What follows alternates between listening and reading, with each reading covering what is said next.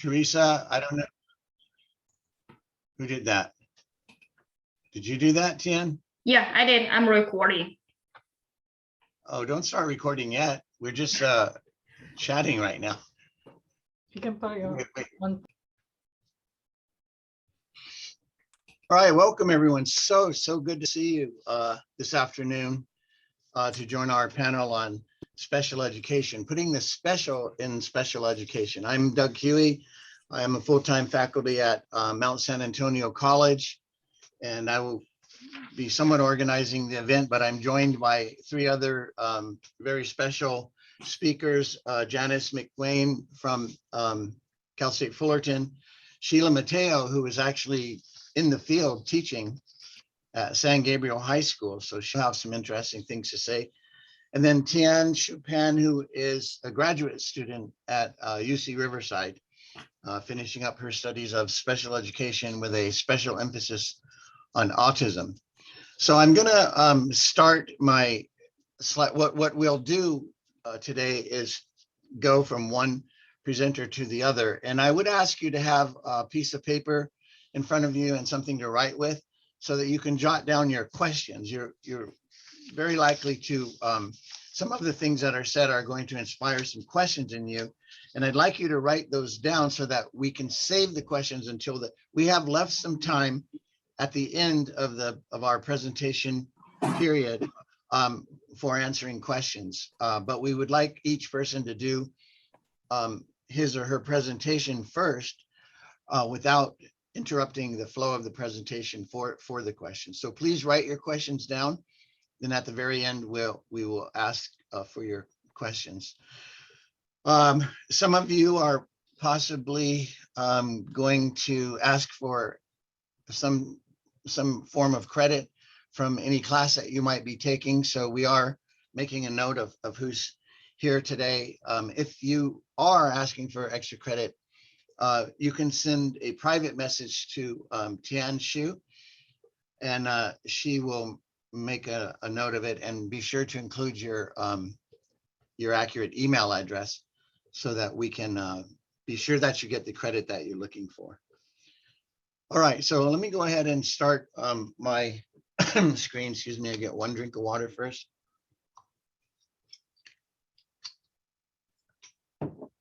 Okay. Hi, Doug. Do you mind if I make one comment about the certificate real quick? Sorry to chime in.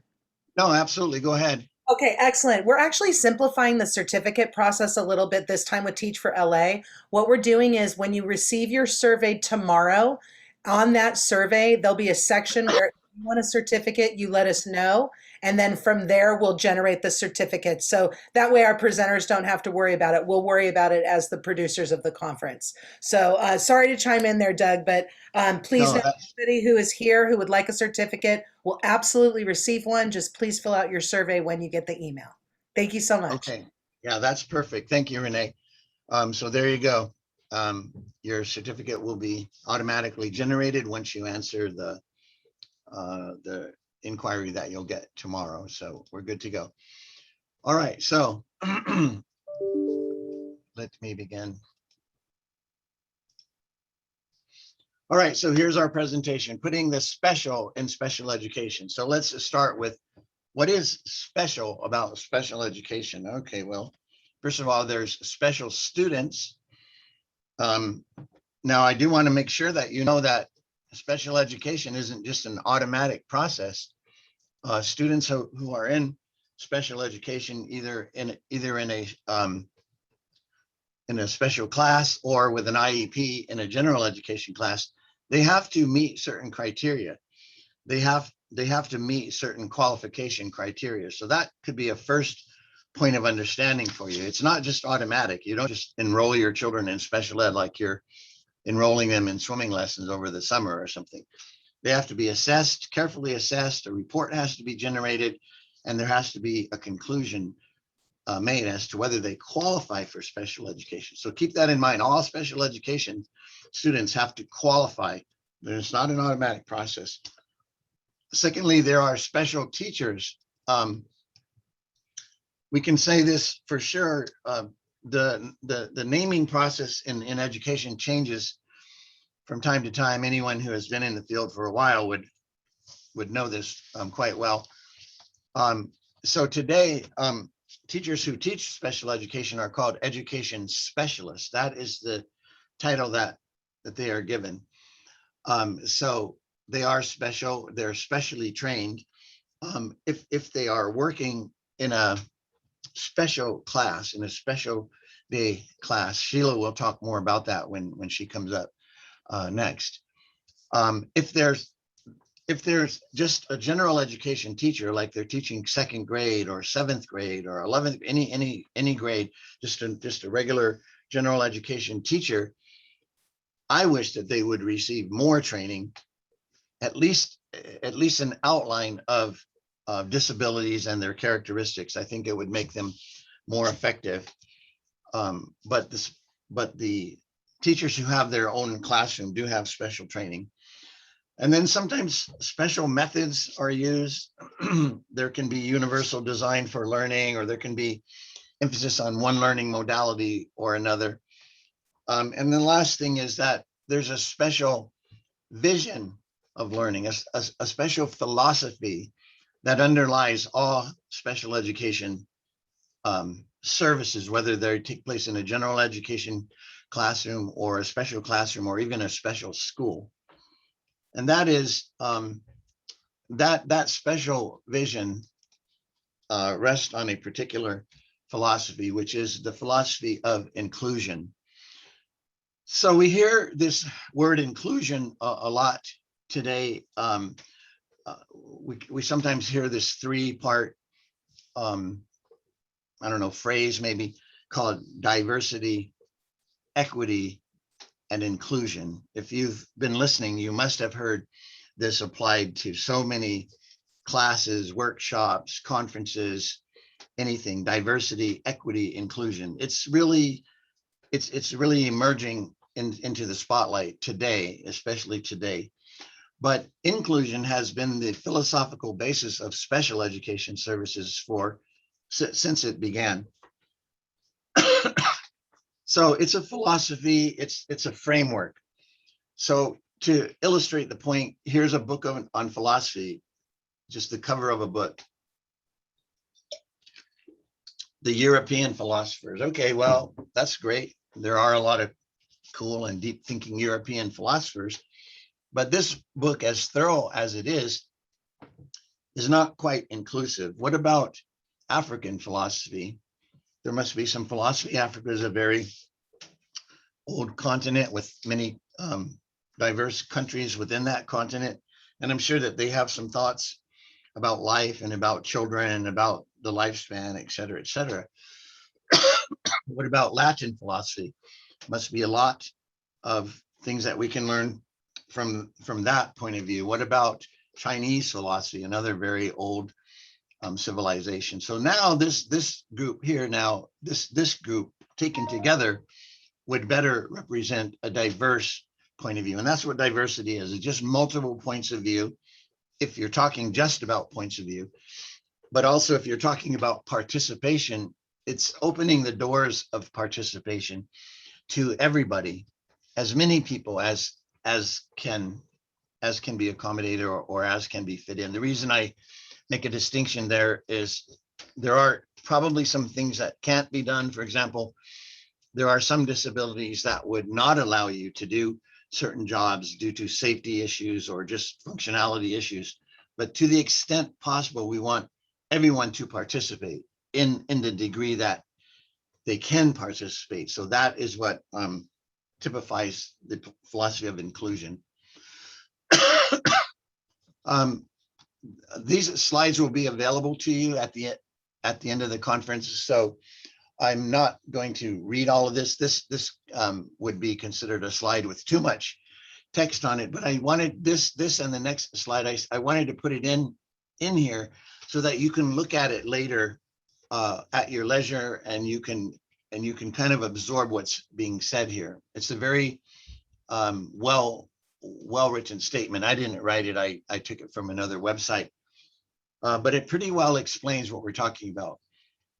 Diverse students learning together, that together thing, learning side by side, in the same classroom. That's an important distinction. If you know your history a little bit, you'll know that in the past, and even as early as the 1950s, students were not learning together. They were segregated. There was segregated education, and it took a Supreme Court decision and the action of the federal government to, to break that separation and let the schools be integrated. That I'm referring, of course, to the Brown versus Board of Education Supreme Court case in 1954, but that was based on race. And here we're talking about ability. So, but the principle is the same. The principle of everyone should be together, everyone should be learning together, and should be allowed to participate as fully as possible. So here I'm telling you about the philosophy of special education, the underlying philosophy. This is important to know because once you start doing the job, you're not going to have time to be sitting in your armchair philosophizing. So you're going to be busy doing the job, meeting the needs of the students. So it is, I feel, important to have a strong philosophical framework before you begin a difficult task like teaching and working with children with special needs and their families and their curriculum and their modifications that they need. This slide is going on to make comments on why it is better to have inclusion, why it's a better quality of education. So you can ponder this as you have time, but these last two slides were just for the sake of information. All right, so I want to give you a brief history of special education. I've talked about inclusion, and of course, that history, the history of inclusion, or again, if I say diversity, equity, and inclusion, you can start your discussion or exploration of that topic going back to the beginning days of European settlement on this continent. And then, of course, with the inception of the United States in 1776, but I don't want to go that far back. I just want to focus here on the history of special education. I'm going to begin with a particular year, and it's the year that Gerald Ford was president. It's the year that there was a severe gas shortage in the United States where you couldn't even pull up and buy gas when you wanted to. You had to buy gas on a certain day of the week. It's the year that the United States was withdrawing its military forces from Vietnam after a 10-year involvement in that country. It's the year that the Jackson 5 were just becoming popular. You can see little Michael right there, still, I don't even know how old he is there, maybe 12 or 13. And it's the year that you could mail a letter for 13 cents, first class postage. And the year was 1975. So this is a seminal year. If you want to have a foundation, I spoke to you first about the importance of having a philosophical foundation. Now you can have somewhat of a historical foundation. You can know it. These are the main pillars. There's smaller things that happened in between, but these are the main pillars. And definitely you would want to know the year 1975, because that is the year that the first law, which was called the Education for All Handicapped Children Act, was signed into law by President Gerald Ford. The law has 7 provisions. I just mentioned 3 of them here, not to try to turn this into a lecture, but just to give you something to hold on to, because these 3 things form like a skeleton of what you could really envision how special education services could hang from this framework.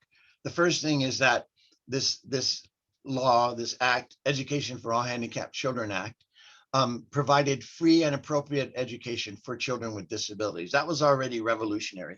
Just think and keep in mind what that meant. That meant that in 1975 and 74 and 73 and every year before that, there was no free and appropriate education for children with disabilities. You really have to stop and ponder that. Now, that doesn't mean you couldn't find a school. You could sometimes find a school that was housed in a church or some kind of a regional center, or maybe even provided by the public education system. But the key word here is guaranteed. It wasn't guaranteed. when parents today have a child turning 5, they know they can go and find a kindergarten pretty close by to where they live. And that's what I mean by guaranteed. So in 1975, a free and appropriate education, if you had a child with a disability, it was not guaranteed by far, but now it is. And then the age range is important. It started at age 3. And then this phrase here has received so much attention in actually legislative actions, is defining what we mean by the least restrictive environment. So that was the start of the whole thing. Then we can fast forward 15 years to 1990. The president at that time was the senior George Bush. I say that because there was a father and a son that both called George Bush. So you have to distinguish which ones you're talking about. And in this reauthorization of this law, four provisions were decided upon, and I'm only telling you 2 of them here. The first one is that assistive technology was added as something that parents could ask for on their IEP. Assistive technology, anything that assists the child with a disability to negotiate the rigors of school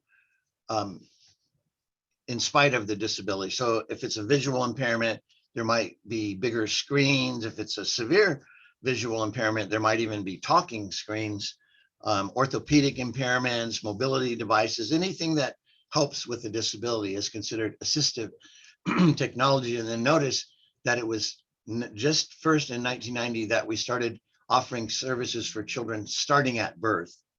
Because in those 15 years from 1975 to 1990, research and practice brought us so much more information, and it made perfect sense that people would say, hey, why are we waiting until children are 3 to begin intervening in their disability? We should begin at birth. So that's what that addressed. And then the next broad leaping point was 2004. And that was, just, you can see not too long ago, under the sun, this guy also called President George Bush, but same name as the other guy, but the other guy was his father.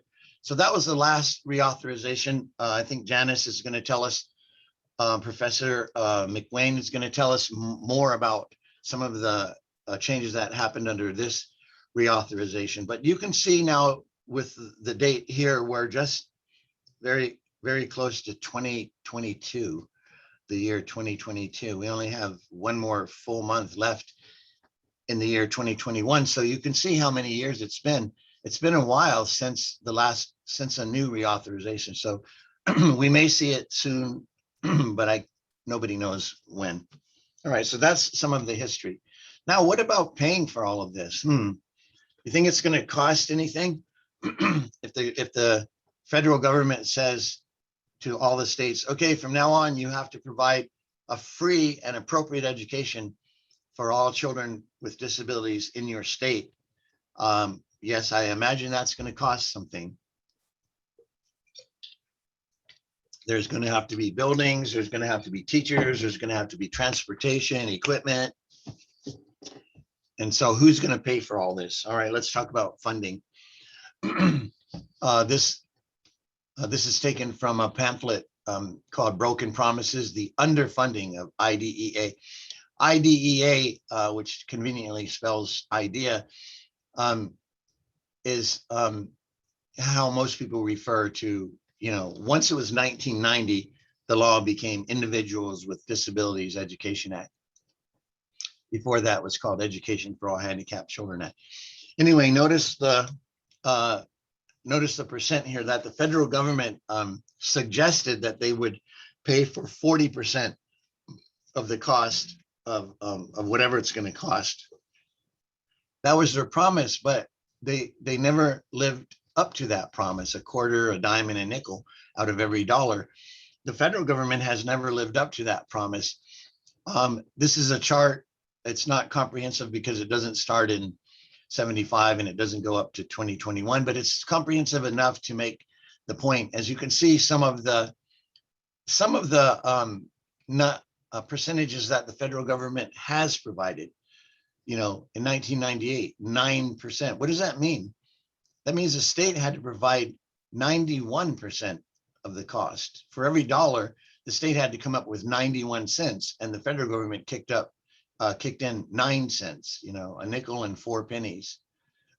So if you wonder like why you've seen some changes, like a proliferation of bungalows, a reduction of playground size,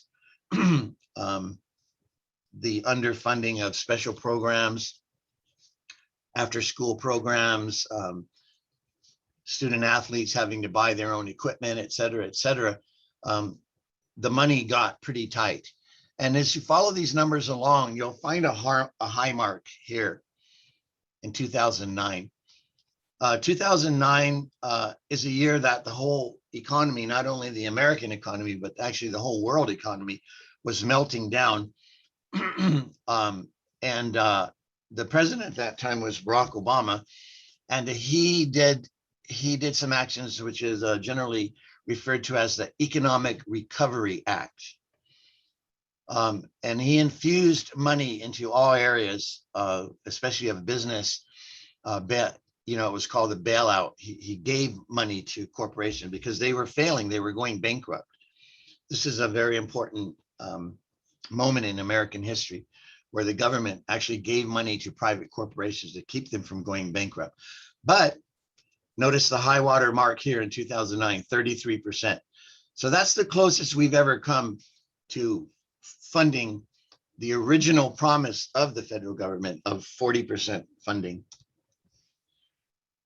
So in California, every student, public school student from kindergarten to 12th grade receives $12,728. This, I mean, don't get too attached to this number. This number is going to change from time to time, maybe even from year to year, but currently this is an accurate figure.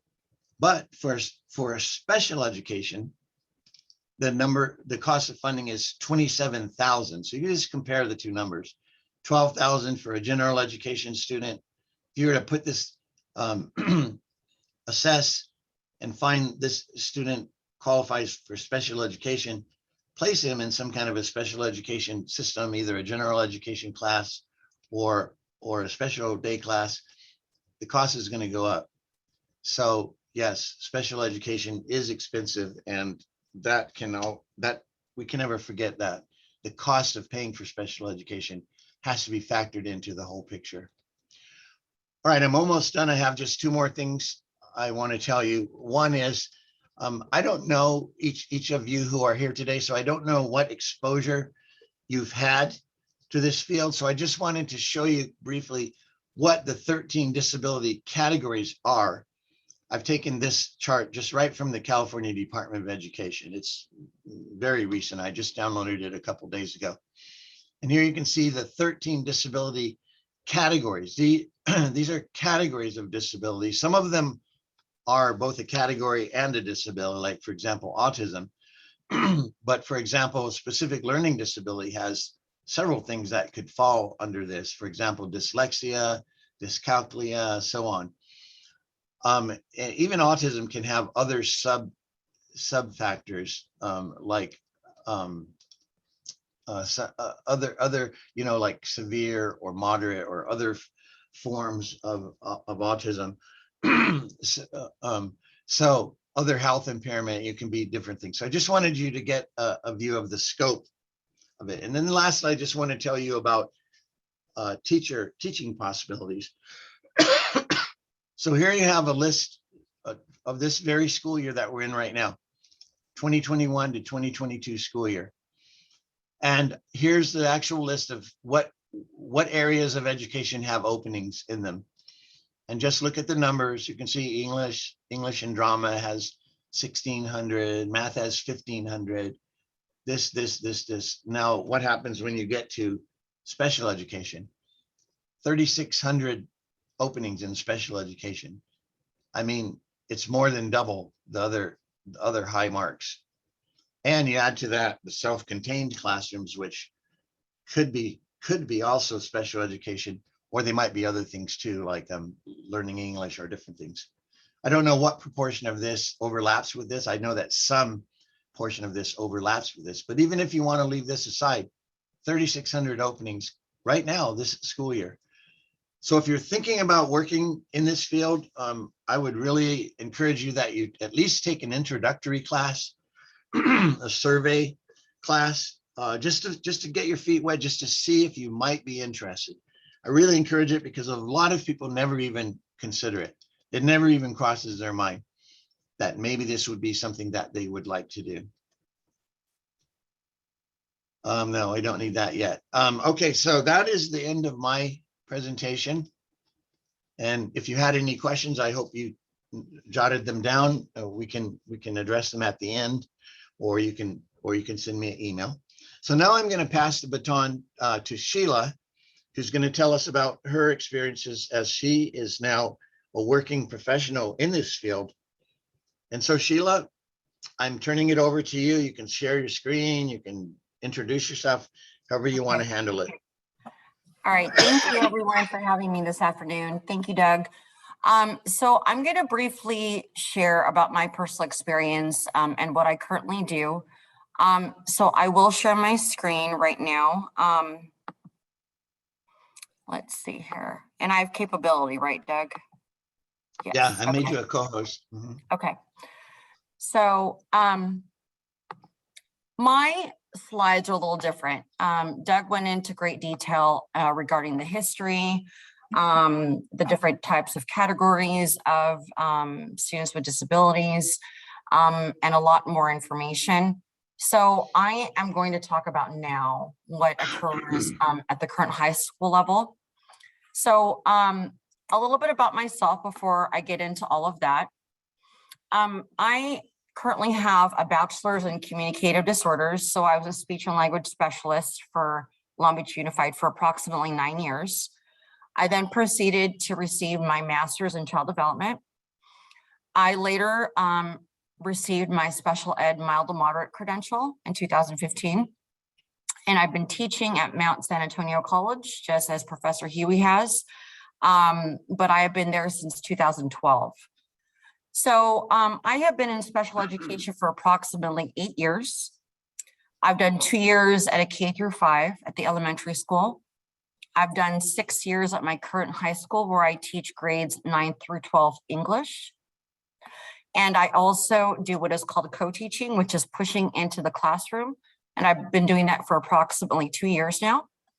And if you have any questions, you can please contact me at smateo3@mountsac.edu. So that was just a little bit about myself, but just so you know, as an education specialist, it was formerly known as RSP, which is resource specialist.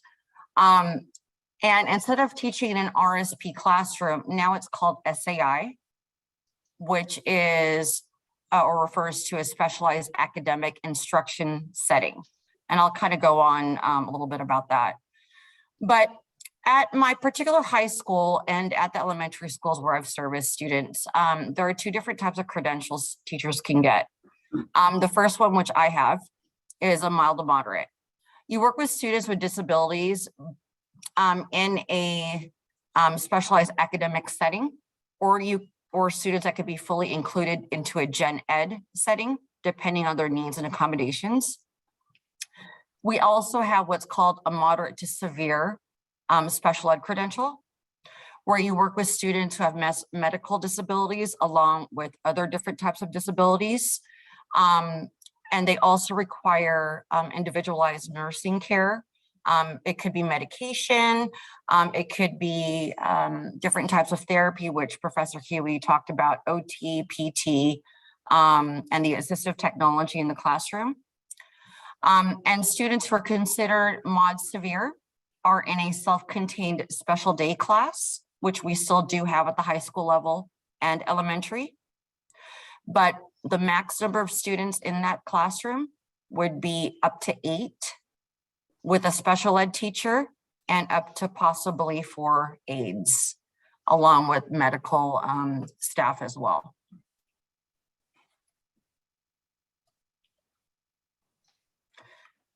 So just to let you know, at the high school level, if you are a mild to moderate special ed teacher, you are one of 4 to 5 education specialists on site. And depending on the funding, as Professor Hughey shared before, depends on who needs the services and the size of school that you have. So each special education teacher or specialist teaches 1 to 2 different subjects, depending on the need of the school.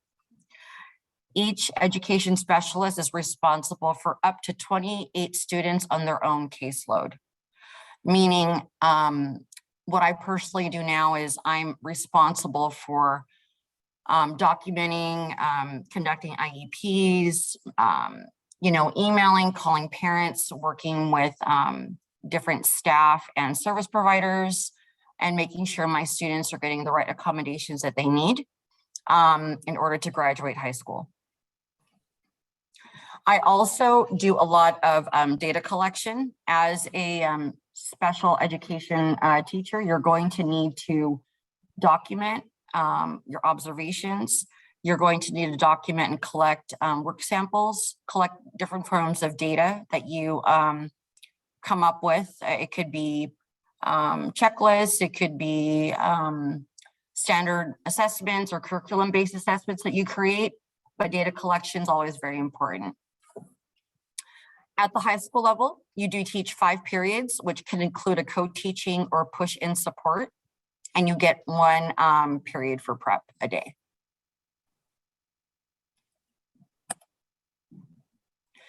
I just wanted to include a difference between the elementary level, if you're choosing that route instead, which is K through 5. Again, instead of having 4 to 5 educational specialists on site at an elementary school, normally you only have 1. Reason being, it could be either the funding or it could be a low case of numbers of students who are in need of special ed, but you still have a caseload of 28 students max. Instead of you going into the classroom and pushing into a gen ed setting, students at the elementary level will go into your own office or classroom, and you will have support with a special education professional or a special ed aide to help you teach curriculum. At the elementary level as well, you teach language arts, math, and now they include science. You will also conduct IEPs, but this is fairly new within the last few years, but elementary ed specialists are asked to push into elementary classrooms as well. Again, depending on the need. So at the high school level where I currently am, students, in order to graduate, they need 210 credits. And that's across the board. Each high school class being 5 credits each. So as a student with an IEP can go into a 4-year college directly out of high school, but they need to have a grade C or better and not be in any self-contained classes or specialized academic instruction classes that I myself teach. If a student is enrolled in special ed classes, students have the opportunity to go into a community college and then transfer to a 4-year college. And grades of D or passing are acceptable to enter a community college.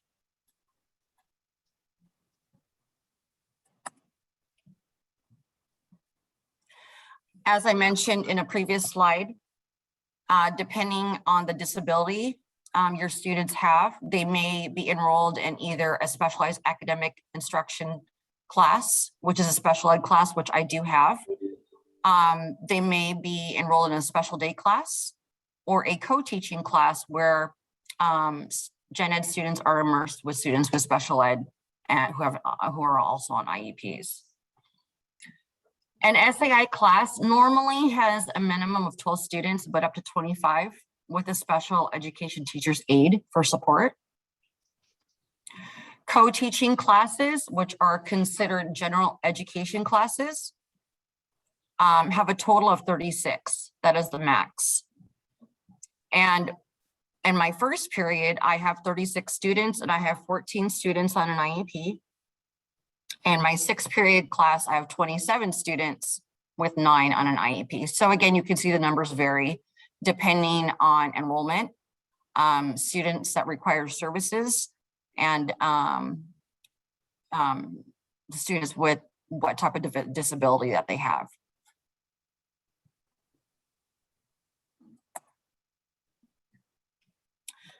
So in a specialized academic instruction setting, which is a special ed class, I keep going back and forth to that because it's somewhat new to some students and individuals, but you are required to still teach the same curriculum as gen ed teachers do.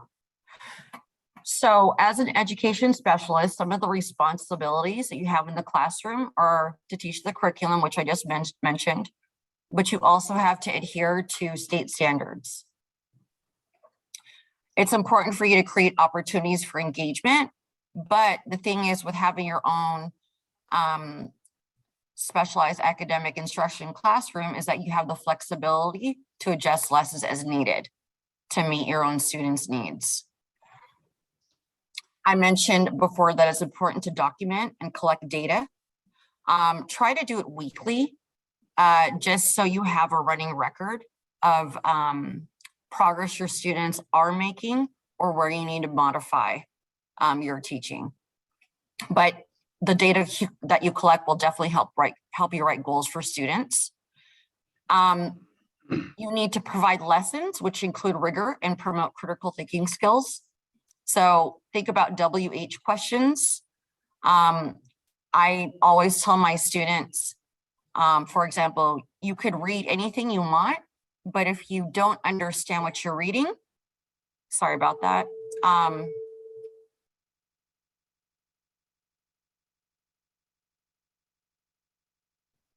Goodness, that was a long bell. So sorry about that. So if you don't understand what you're reading, then there's, you need to do it again and keep doing it again and keep doing it again and practicing the strategies that you're learning in the classroom. You also need to provide whole class or small group or individualized supports to students with various disabilities. Collect data and progress monitor. So just so you know, Professor Hughey talked about the 13 different categories, but now we have students at the high school level and elementary where I've seen that they have a dual diagnosis.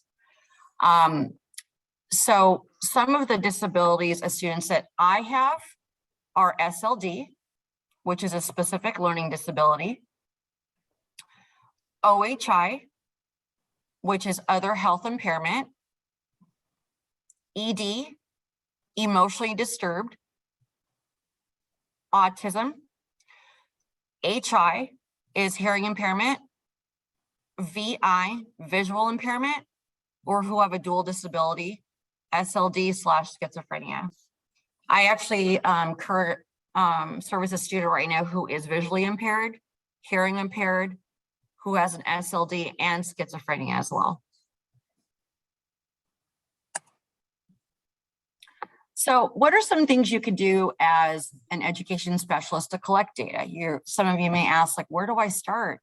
Well, like I mentioned before, checklists. Just use your teacher observations. Those are great. Student work samples, quick annotations, parent emails, communicate with teachers and other service providers. And again, if you can do it consistently, that's the best, possibly weekly. And keep a running record, keep a chart, a folder, and just kind of keep track of your kids. It's definitely going to help you in the long run.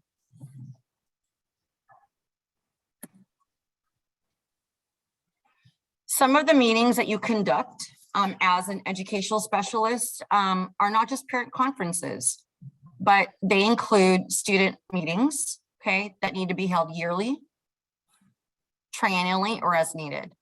So an annual IEP is conducted yearly to review how the student is doing, and you assess progress and goals for that particular year. What am I doing, or is what I'm teaching meeting my students' needs in the classroom? How do I need to adapt? What do I need to change? A triennial is a full team assessment where everyone on the team, depending on the student's diagnosis, is conducted. There are assessments that need to be conducted and revisited. So there's a nurse involved. There is a full academic battery of tests. There is a school psychologist involved. It could be a social worker. It could be a speech and language pathologist. Whoever is providing services for that child will need to test that student. And that happens every 3 years. And then I want to just briefly go over what's called an amendment. An IEP that a student has, which is an individualized education plan, is a legal document. And anything you change on that legal document needs to be amended. Once you get into the field of teaching or in special education, it's very, very important to communicate with your parents ahead of time and get to know your families and your parents. You want to build that trusting rapport and build those positive relationships. But anytime you want to change something, an amendment has to be done.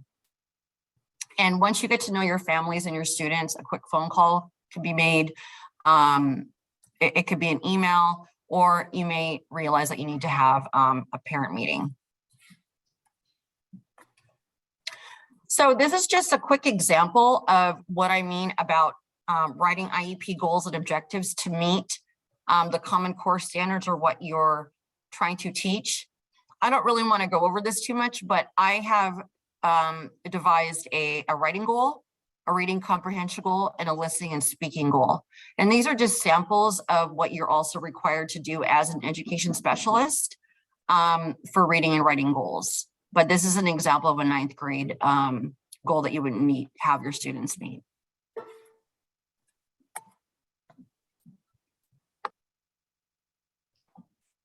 It's important that you also adhere to IEP deadlines. Students on your caseload need to understand the content. You need to check in on them. How are they doing? Are their grades being monitored? Are they receiving the accommodations that they need in the classes that they're in? You also need to make sure that you schedule IEPs on correct dates and become familiar with SACE. SACE needs to be your best friend.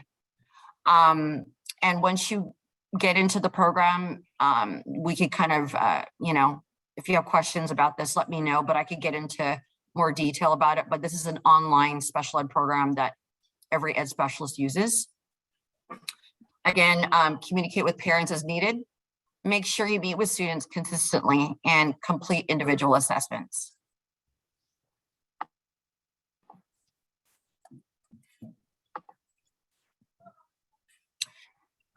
And I just made a final thought slide. I love what I do. It's a great rewarding position to have and to be a part of, but there are times it is very overwhelming and rewarding. You do so much more than a gen ed teacher, and it's important to always remember the following. Make sure it's the right career for you. Reach out to your mentors, ask questions, always research. Special ed's always changing. As Professor Hughey mentioned before, I just read in an article, in an education article, that they are changing the disabilities again in the next year or two. Okay, they're adding another acronym or another letter to, or another letter to our credentials. So kind of keep an eye out for those things. Time management is huge. Organization, communicate, and again, document. So if you have any questions, again, please feel free to contact me at smateo3@mountsac.edu, but I appreciate all of your time and you attending today. And now, Sheila, yeah. Sheila, I just want to add one thing to the people who are in the conference. Sheila has graciously taken time to join us for her part of the program, and she does have to go back to her teaching duties. So I want to tell you that she won't be here at the end where I said we'll save our questions till the end. That's why she provided you her email. So I hope you copy that down. If you didn't, this whole presentation will be available to you as a recorded presentation. But Sheila, thank you so much for joining us. No That was problem. really impressive. I am so sorry about the bell ringing. Hi, Oh, I Professor didn't. I Mateo. But yeah, it wasn't a it's- problem at all. okay, thank you so much. And I'm going to hand it over to Tien, but please email me with any questions or comments that you have. I'm always here for you guys. Just email me. All right. Have a You. great All right. great day. Thank Sheila. you. Talk- All right. Bye-bye. Hi, Professor. Here you go, Tien. It's all you. Thank you. So thank you, Professor Mateo. I learned a lot from her presentation. So hello, everyone. My name is Tianshu Pan, and I'm a current student at UC Riverside. I'm working on my master's degree in special education and autism. So today I will briefly share my motivation, academic journey, and fieldwork experience. I started my journey with special education back in 2016. I was attending Mount St. Antonio College, and I was in ESL program. And I was learning English. Meanwhile, I was working at an after-school program. It's a private center, and we had two very active boys in our center, a 6-year-old and a 7-year-old. They were both struggling with behaviors. So I didn't know anything about special education before that. And my background before that was I was a mass communication major, and I worked as an editor for 4 years in China. I had no idea about education or child development. So, but we had a teacher who worked with the 7-year-old boy for a while. She's an elementary school teacher. She told me that the boy should receive some services because based on her observation, she noticed that the boy had a red flags. So, but his mom refused to have any diagnosis or assessment. Later on, I learned that that's a stigma in her culture. So that's why she refused. But the 6-year-old boy's mom took him to see behavior therapy. After 2 months, I saw a huge difference. He barely pushed his peers. He can sit on his spot and did his homework. It never happened before. So before that, he always make noise, walked around the classroom and knocked on each table. He had no friends. So after he received therapy, his undesired behavior was reduced. So I saw the differences between the 6-year-old with intervention and a 7-year-old without intervention. So that's motivated me to further study this area. And by the time I finished up my ESL program and I got to choose what I was gonna study, I decided enrolled in child development program. And I received 3 associate's degree from Mount St. Child development, educational, paraprofessional, and liberal study in social behavioral science. I took a few special education classes with Professor Hughey, who is our facilitator today. And I learned a lot of information from his class. I learned that this is special education is a high needs area, but it's not for everybody. So I began to test my personality. I volunteered in various settings like preschools, elementary schools, and very few high school classrooms. The feedback I received from my practicum course professors and mentors were very positive. So they encouraged me to further study child development or special education. So after I graduated from Mount St., I transferred to Cal State Fullerton, and I earned my bachelor's degree in child and adolescent development with an emphasis on early childhood education. I'm interested in working with infants and toddlers.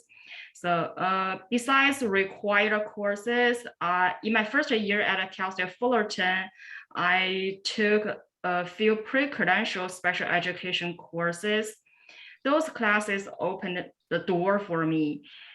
I remembered the positive behavior support class, lots of work, but very useful. So in my second year, I chose to complete my first practicum course in a special education classroom at a preschool. Then COVID hit, everything was paused. I had no place to volunteer, no experience, no hands-on experience with children. The only opportunity I had to continue my experience with children with disabilities was to attend a classroom meeting where I completed my internship hours because my mentor invited me, which was nice, but I didn't get to see that many children. The virtual instruction does not work for young children. So, well, pandemic interrupted my hands-on experience, but allowed me to have more time to discover resources from internet. I attended lots of webinars from Autism Navigator is created by faculties and staff in the Autism Institute at Florida State University College of Medicine. I learned early detection of autism and access to care, social communication development in infants and toddlers, and some early intervention strategies. I became more and more interested in the topic of autism.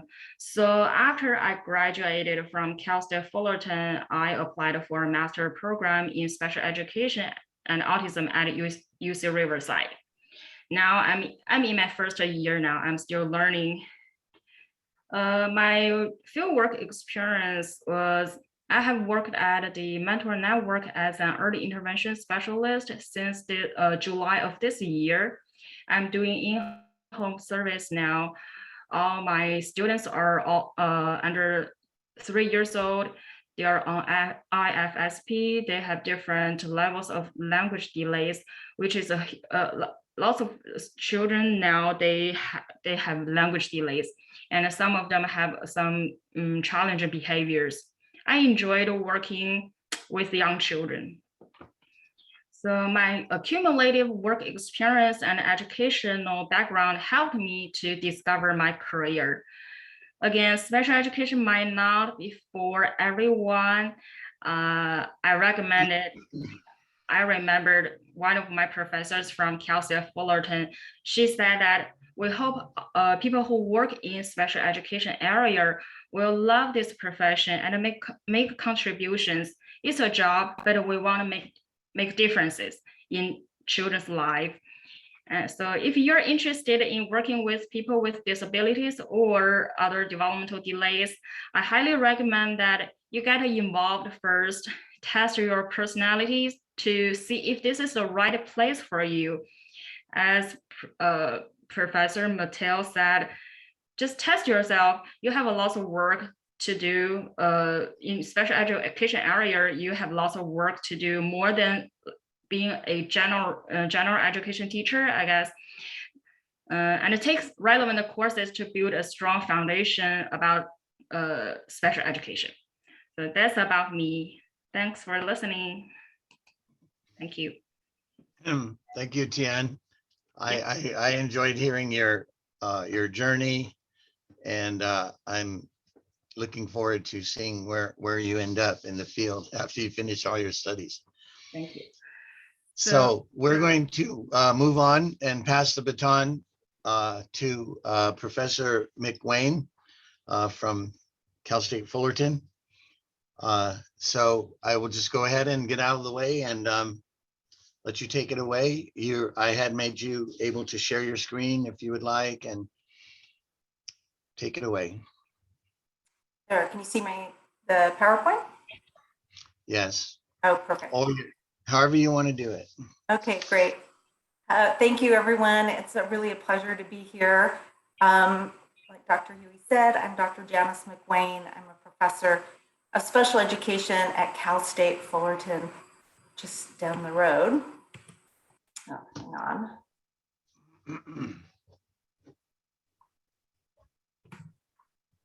Got two screens going. There you go. So I'll just give you a little bit of introduction about how I got to where I am, because we all have different roads to our professions and to special education. So I graduated from University of California, San Diego with a degree, notice it's not education, in history and minors in political science and German literature. So wait, how do you get prepared for special ed with that? But it's a long road. I was going to go into public administration, and I was doing an internship and I took a class at Ventura Community College in American Sign Language. And I thought, wow, this is pretty cool. What professions can I do with this? And with some investigation, I found out I could become a teacher of the deaf and hard of hearing and an interpreter if I wanted to. So I enrolled at Cal State Northridge. And at the time when you wanted to be a special education teacher many decades ago, you had to receive both your multiple subject, so general ed credentials, along with that. So I earned my multiple subject credential and my deaf and hard of hearing credential and my master's in deaf education and deaf and hard of hearing. And I went to work for Los Angeles Unified School District, where I was a special day class teacher for children with significant hearing loss. And then I left the classroom to be a early childhood, early interventionist with LA Unified and working with children sort of like Tien, birth through 3, who were diagnosed with hearing loss, vision loss, or multiple disabilities. Professor Hughey presented some slides about what was going on in the world many decades ago. Up until 1990, IDEA did not cover children birth through 3. So California was starting to serve children in 1990. But back then it was called Part C. Now it's, it was called Part H, and now it's called Part C. So I was at the forefront. I was doing early intervention before IDEA even came about with it. I also received my administrative services credentials. So I became an administrator for LA Unified School District. And then somewhere along the line, after doing some adjunct teaching at Cal State Northridge, I was encouraged to go back to school quite late in life. I already had one son in college at the time, and I earned my doctorate at USC in urban teacher education and was super fortunate to be hired as I was leaving my doctoral program for a tenure track position at Cal State Fullerton. And that was in 2007. And I've been there ever since.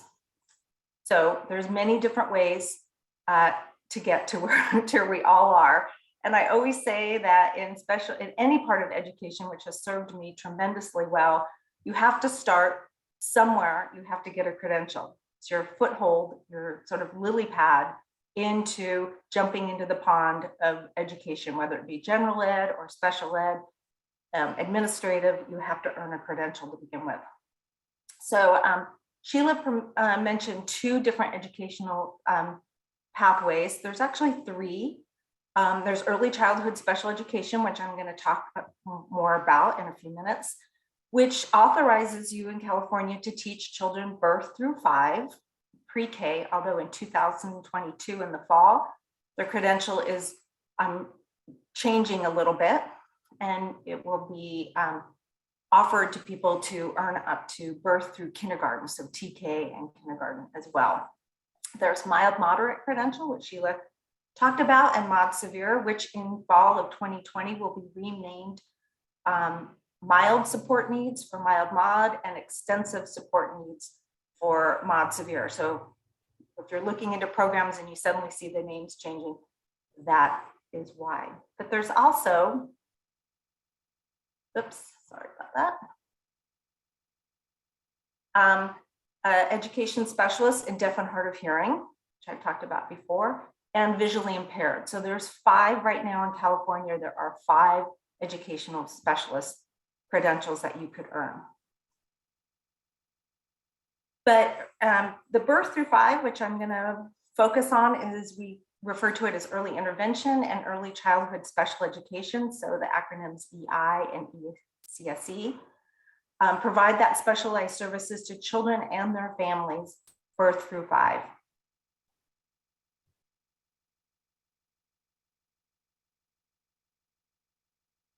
So it looks quite different from what Sheila mentioned in high school. So we're starting with our babies. We're starting with families as they're newly diagnosed with some area of need. And they may come from us birth through 5. They can come to us with deaf and hard of hearing At 2 months old or less, when they might have failed the newborn hearing screening, child might have been born with Down syndrome. They're referred to us right away. Or a child may be progressing, meeting some milestones, but then not. And so they come into the program maybe around 2. Children in California, birth through 3, who receive special education services they don't have an IEP, an individualized education plan. They have an individualized family service plan. So the families are integral.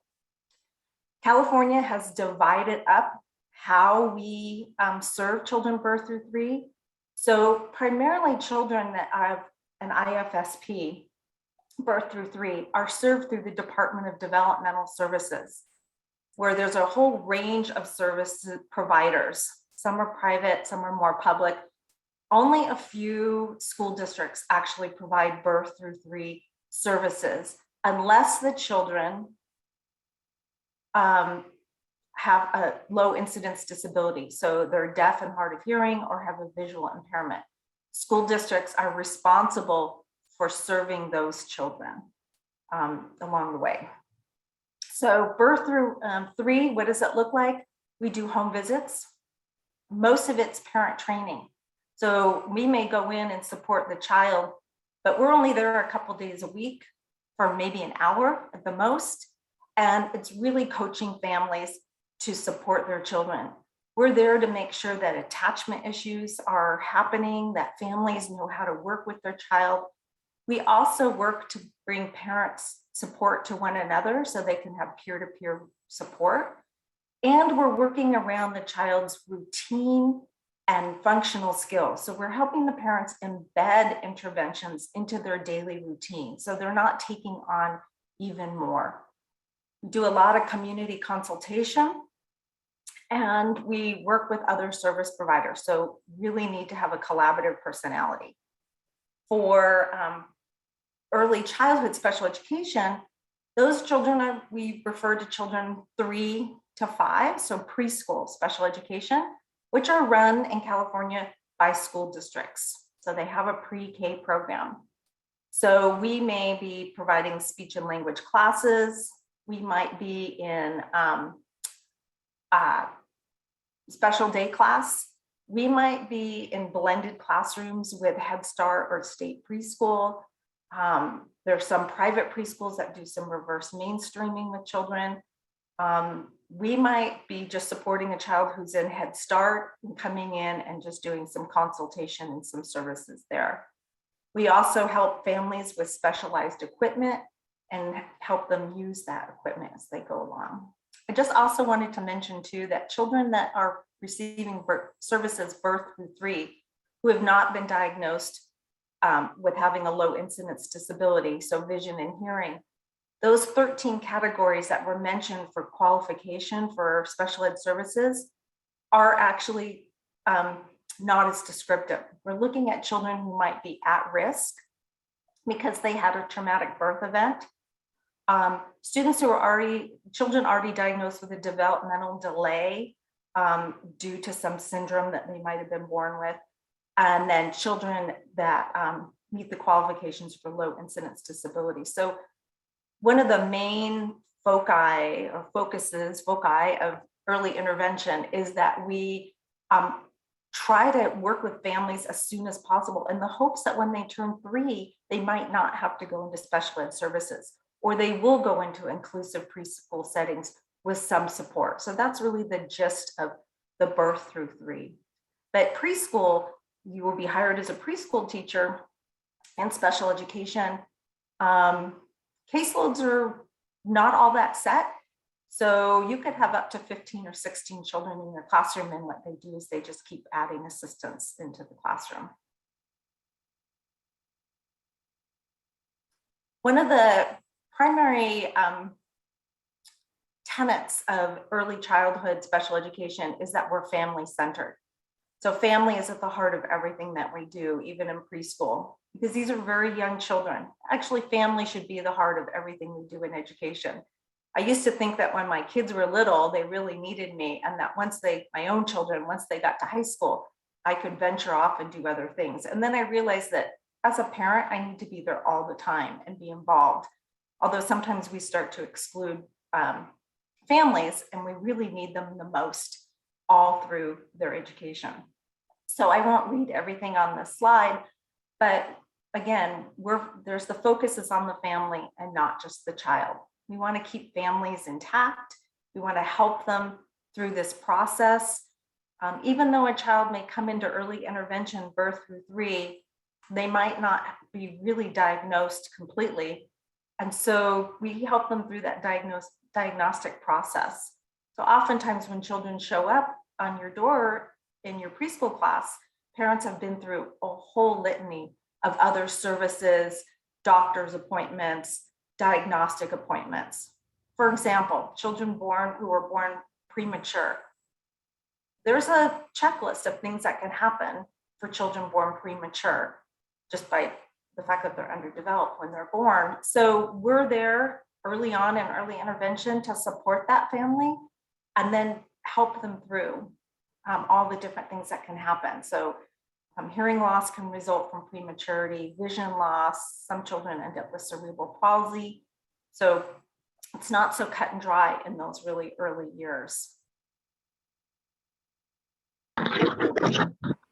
So also some defining characteristics. Services and supports are individualized. They are done in various locations. So the term natural environments is used under Part C for early intervention. So we try to provide services to children and their families wherever we would find typically developing 2-month-old, 1-year-old, 18-month-old, 2.5-year-old. And that could be in a childcare setting, the family's home, the grandparents' home. Just, I've been in all kinds of different places serving children. Services should be cross-disciplinary. So we're working with children who might have physical therapy, occupational therapy, speech and language pathology. We all want to work together so that the parents aren't bombarded and have just this, appointments every day so that they can't continue with their normal life and their normal routines. And then there's just a continuum of services. So some children, we're just coming in and checking on them to make sure that they're meeting all their developmental milestones because they might be at risk. Maybe they spent some time in the neonatal intensive care unit as a baby. So we're just checking to make sure that they're meeting those milestones. And then other families that need way more support early on. I think I sort of talked a little bit about this, but the nature of the work could be in a variety of settings. We work with a lot of different providers. So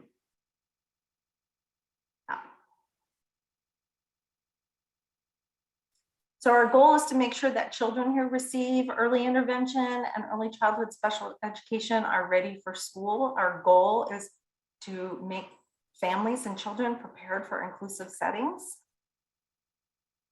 And some personal qualities that you might want to consider as you're going through the checklist. One, you have to enjoy children. You cannot go into teaching and not love children.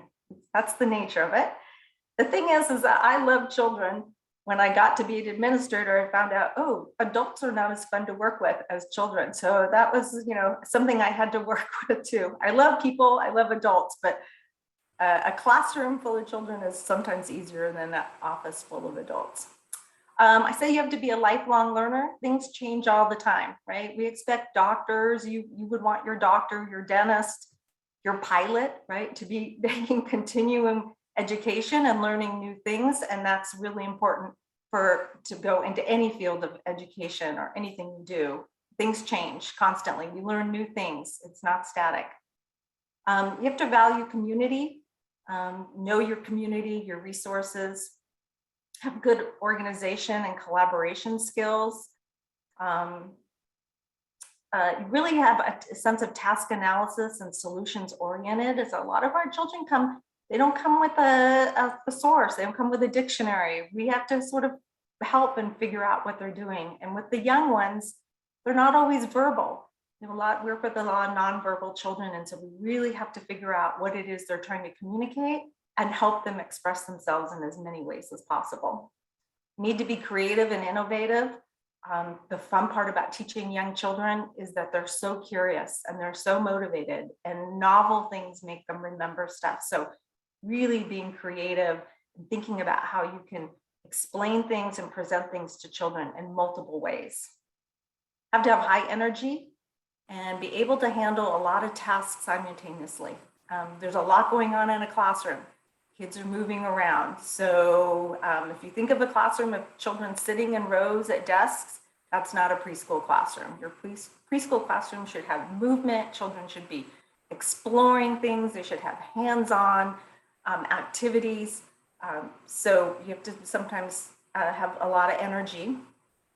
And I always say, like, especially if you're going to go into early intervention, have an interest in medical terminology and unusual medical conditions. I learned so much working as an early interventionist and with my medical staff at LUSD about different children and different syndromes that I never knew were out there and had not learned about in my special education program, because a lot of times these issues are resolved before they get to school age. So I just wanted to let you know that here are some majors that we see that are related to special education. I shared with you that I started out with a history degree. I do not regret my history degree. It serves me well. It made me a good writer and a good researcher, which works well for what I do at the university right now. But a lot of people going into the field have a degree in child and adolescent studies, liberal arts, speech communication. I have several students in the program right now with that. Psychology, math and science are in a high need area right now. We need them for secondary school. Students coming out of social work. A lot of what we do in special education is case management, and social work really works well, and human services. And these are just a few. I've had students come into the program that had graphic arts degrees that went back and did some work in child and adolescent studies so they could understand child development before they came into the program. So I know they'll share this with you, but if you have any questions at all, even though I'm the program coordinator for early childhood special education, I am, full faculty member there, and I can help you through the process if you have any questions at all. So I think I'm done.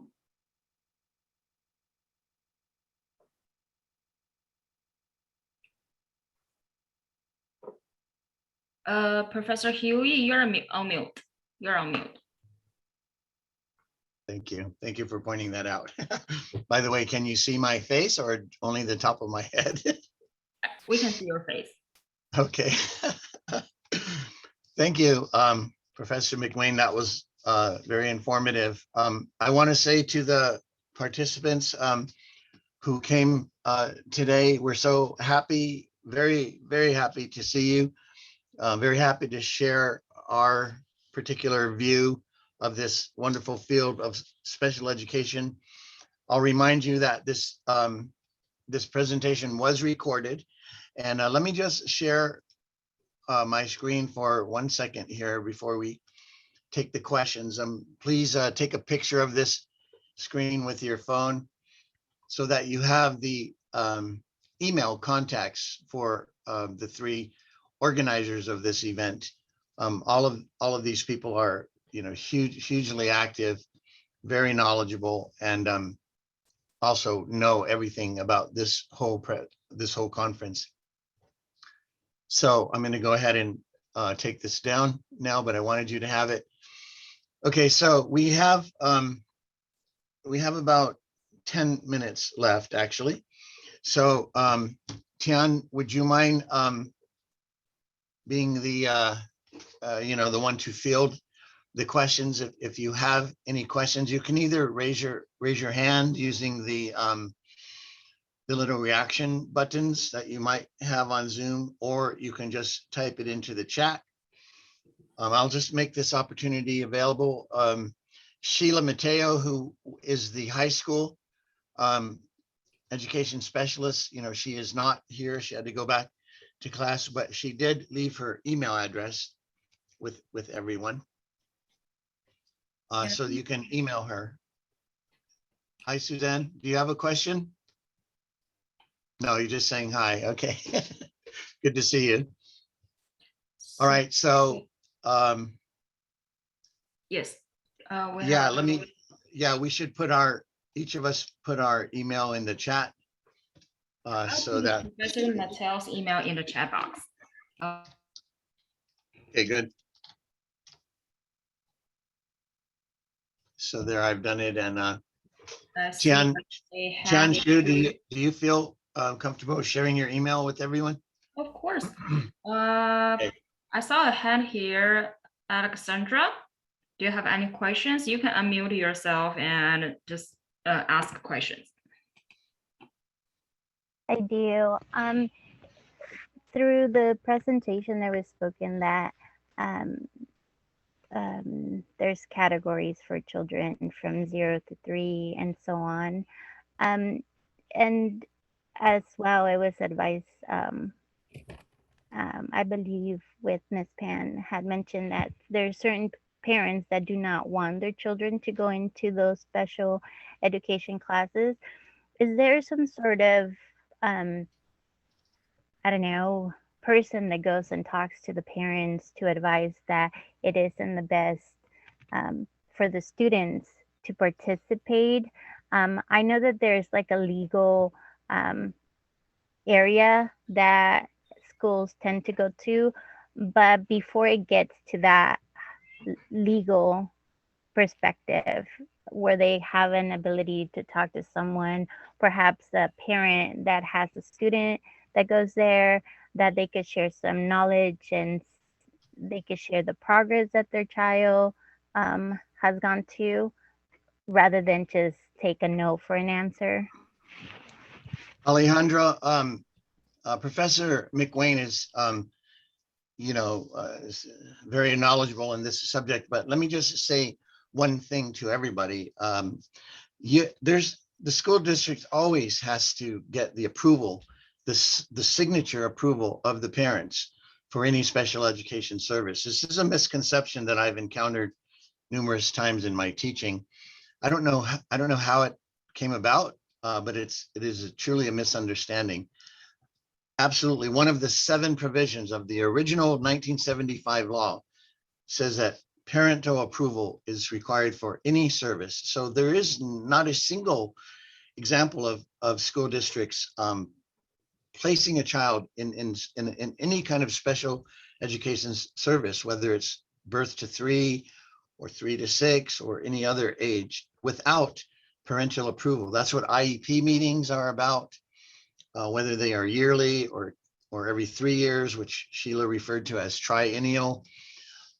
So please keep that in mind. There is no placement without parental approval. Professor Myck-Wayne, do you have any more to add to that? No, perfectly said. Again, before a school district or an agency can even do an assessment on a child, the parents have to sign their approval. And then after the assessment's done, the IEP or the individualized family service plan meet. And in the IFSP, there's no meeting without the family either. So it's moot at that point. They all meet and go over the assessment results and what it means. And then together, theoretically, everyone's supposed to develop the goals, or for IFSPs, they're called outcomes, that everyone agrees on. Then they also talk about the setting in which those special education services and goals and outcomes will be delivered. Parents can agree to that. So there's different phases in the process where parents can agree or disagree. In terms of families that might be reluctant, the best thing that we can do, especially in early intervention, is to build some trust with the family. But you cannot force a family. It's not, unless we felt like a child was being abused, but withholding special education services, that might be a philosophical, theoretical thing to discuss. But if a parent does not want to take part of it, then that's really the parent's prerogative. And I think just the more time that we can meet with them, provide information, show how we can support them, is the best thing that we can do for families. In my almost 40 years of education, I have had a handful of families that were reluctant for many reasons, just distrust of the services, distrust of school districts. Maybe they didn't have a good experience in school districts, immigration status, which is not affected. They can have special education, but just fears in the community at different parts of the last 40 years. It's been harder for families, but a handful. So it really is not a huge issue. Okay, because I understand that perspective of, not being able to put certain kids without the parents' knowledge and agreeing.